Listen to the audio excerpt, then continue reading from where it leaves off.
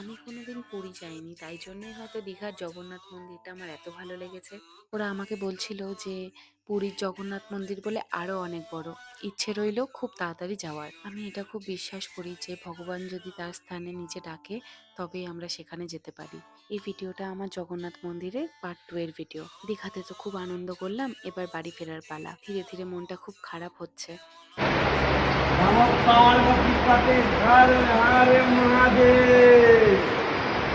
সেই মুহূর্তেই না হঠাৎ করে এই শব্দটা শুনতে পাই।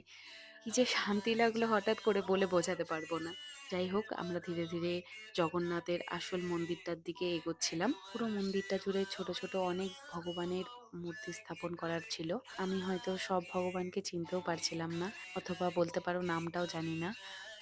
তবুও বেশ ভালো লাগছিল। এই ভালো লাগাগুলো তো কাউকে বলে বোঝানো যায় না, নিজের মধ্যেই রয়ে যায়। তাই থাকলো আমার কাছে কিছু ভালো লাগা নিজের মতো করে নিজের মধ্যে।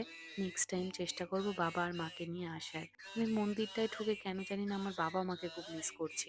মনে হচ্ছে তারা থাকলে হয়তো আরো বেশি ভালো হতো। তার মাঝখানে হঠাৎ করে একটা ভগবানকে দেখলাম আমি, শ্রী একাদশী মাতা।